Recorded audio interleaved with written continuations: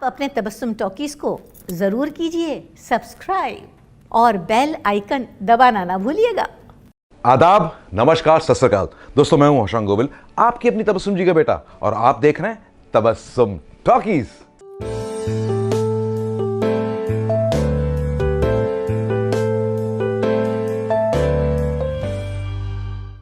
आपकी रियासत के वजीर को राजा बना दिया गया और अफसोस से कहना पड़ता है आपके पिताजी को मार दिया गया। दोस्तों, सबसे पहले एक शेर सुनिए, मेरी मॉम का शेर। तुम मेरे बारे में कोई भी राय न कायम करना, तुम मेरे बारे में कोई भी राय न कायम करना, मेरा वक्त बदलेगा, तुम्हारी राय बदल जाएगी। और आज जिस हस्ती के बारे में मैं आपको बताने वाला हूं, वो कहते थे कि आमतौर पे जब कोई एक्टर फिल्म इंडस्ट्री में नया नया आता है तो लोग उसे कुछ नहीं समझते हैं, और जब वो कुछ बन जाता है तब लोग उसके आगे पीछे होने लगते हैं। और वो थे मशहूर प्रोड्यूसर, डायरेक्टर और एक्टर धीरज कुमार। अगर हवेली और पुराने मंदिर की गहराई तक जाने की कोशिश करोगे तो हमेशा के लिए मौत के अंधेरे में गुम हो जाओगे, और इस तबाही के जिम्मेदार तुम लोग हो। कसम भद्रकाली की, इस तबाही से बचने का एक ही रास्ता है, भद्रकाली को तुम दोनों के खून की बलि। जय भद्रकाली। दोस्तों, इससे पहले कि हम धीरज जी की जिंदगी और करियर के बारे में जानें, मैं आपको एक बहुत ही प्रेशियस इंटरव्यू दिखाना चाहता हूं जो मेरी मॉम यानी तबस्सुम जी ने धीरज कुमार का इंटरव्यू लिया था तकरीबन 50 साल पहले। देखिए। आप फिल्मों में आए हीरो बनने की नियत से, और हीरो बन भी गए, और मेरे ख्याल से क्यों ना बनते। तमाम खूबियां सर से लेकर पैर तक वो मौजूद हैं जो एक हीरो में होना चाहिए। लेकिन कुछ अरसे के बाद ऑडियंस ने ये महसूस किया कि आप हीरो के रोल में कम, कैरेक्टर रोल्स में और विलन के रोल में ज्यादा नजर आ रहे हैं। कहीं इसकी वजह ये तो नहीं कि हीरो के रोल मिलना आपको कम हो गए थे या बंद हो गए थे? तबस्सुम, तुम्हारी बात बिल्कुल ठीक है। मुझे हीरो के रोल्स मिलने बंद हो गए थे, क्योंकि हमारी फिल्म इंडस्ट्री में फिल्में चलती हैं, आर्टिस्ट नहीं चलता। मेरे साथ भी बिल्कुल यही हुआ। मेरी जितनी भी फिल्में हीरो के रूप में लगी, उसमें दर्शकों ने, क्रिटिक्स ने मेरे काम को सराहा, पसंद किया, जहां तक मैं समझता हूं। लेकिन फिल्में नहीं चली। फिल्में चलती हैं तो आर्टिस्ट की कदर है, फिल्में नहीं चलती हैं तो उस आर्टिस्ट की कदर नहीं है। इंडस्ट्री बड़ी अजीब है। एक आर्टिस्ट, मैं किसी का नाम नहीं ले रहा, एक जनरल बात कर रहा हूं, एक आर्टिस्ट जो अपने काम को नहीं समझता है और हीरो के रोल में पिक्चर कर रहा है, पिक्चर हिट हो जाती है तो लोग कहते हैं वाह वाह क्या बात है, क्या अदा है, भले वो टांग टेढ़ी करके क्यों ना चलता हो। और एक आर्टिस्ट जो अपने काम को जानता है, समझता है, फिल्म नहीं चलती तो बेचारा ठंडन गोपाल घर बैठ जाता है जाके। जो चीज मैंने यहां खोई है, जो चीज मुझे नहीं मिली है, मैं वो यकीनन हासिल करके रहूंगा। अगर मेरी किस्मत की सुई इस फिल्मी बाजार की गलियों में गुम हो गई है तो मैं ही उसे ढूंढ के रहूंगा।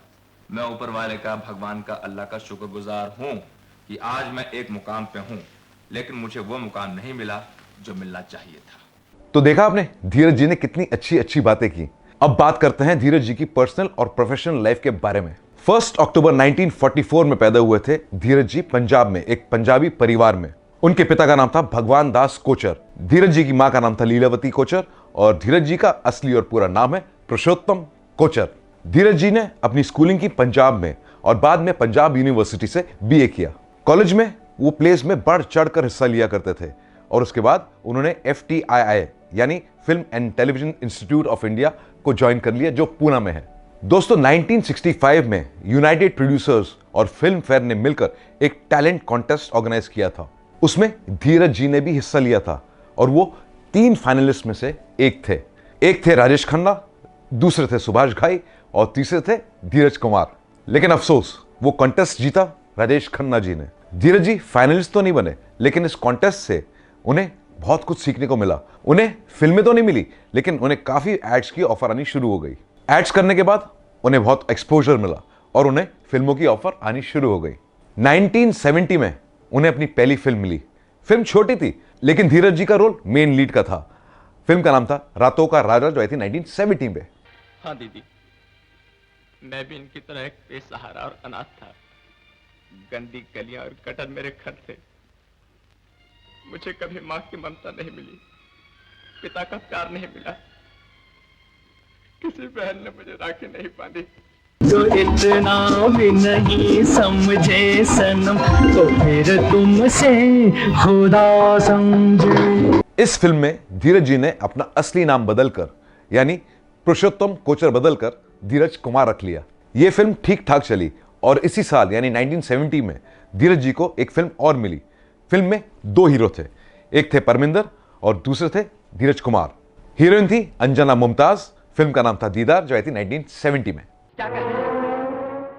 क्या आप किशन के पिता नहीं? क्या किशन मेरा अपने ही? किशन ठाकुर श्याम सिंह का लड़का है, जिनके यहाँ आप और आपके पिताजी नौकर थे? हाँ। लेकिन आपने उसे चुराया क्यों? दोस्तों, दीदार बहुत बुरी पिट गई और धीरज जी को यह लगने लगा कि लोग उन्हें एज हीरो एक्सेप्ट नहीं कर रहे हैं, इसलिए उन्होंने कैरेक्टर रोल्स करने शुरू कर दिए, पॉजिटिव और नेगेटिव। और वो फिल्में थी बहारो फूल बरसाओ, बिजली, रंगा खुश, शराफत छोड़ दी मैंने और हीरा पन्ना। इसीलिए तो मांग रहा हूँ। कहाँ जाओगे इस वक्त? 25 लाख का ख्वाब हकीकत बन रहा है, कुछ तो मेहनत करनी पड़ेगी। पन्ना के बारे में कुछ नहीं बोल रहे हो? प्यार और बिजनेस को क्यों मिक्स करती हो? तुम उसे पढ़ाओगी, लिखाओगी, तुम उसे डॉक्टर बनाओगी प्रीता, तुम बनाओगी। तुम? हाँ मैं? हाँ प्रीता, हाँ, हाँ प्रीता, प्रीता।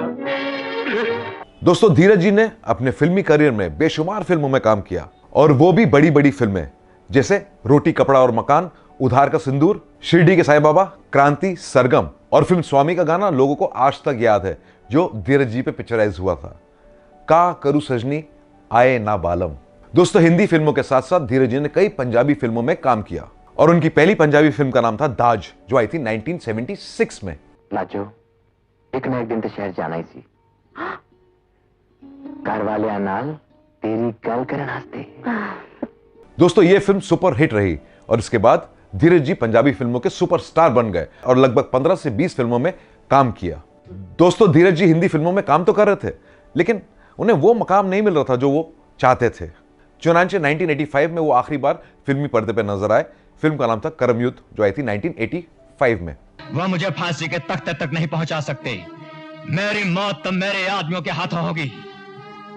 तुम मुझे जिंदगी दे सकते हो और मैं तुमसे सौदा करने के लिए तैयार हूं। दोस्तों, फिल्में छोड़ने के बाद धीरज जी ने सोचा कि मैं दूसरे प्रोडक्शन बैनर्स के लिए काम कर रहा था, क्यों ना मैं खुद एक प्रोड्यूसर डायरेक्टर बन जाऊं। चुनांचे 1985 में उन्होंने अपना एक प्रोडक्शन हाउस लॉन्च किया, क्रिएटिव आई लिमिटेड के नाम से, और उसमें कई बड़े बड़े सीरियल्स प्रोड्यूस किए। उनका पहला सीरियल था कहां गए वो लोग, जो आया था 1985 में। इस सीरियल में धीरज जी ने खुद भी काम किया था, जो लोगों को बहुत पसंद आया। यह सीरियल सुपर डुपर हिट रहा। बस फिर क्या था, इसके बाद धीरज जी ने कई आइकॉनिक सीरियल्स बनाए। उनमें से एक सीरियल था ओम नमः शिवाय, जो सुपर डुपर हिट रहा, जो कई भाषाओं में बना और दुनिया की कई कंट्रीज में टेलीकास्ट भी हुआ। यह सीरियल आया था 1997 में और इसे डायरेक्ट भी किया था धीरज जी ने।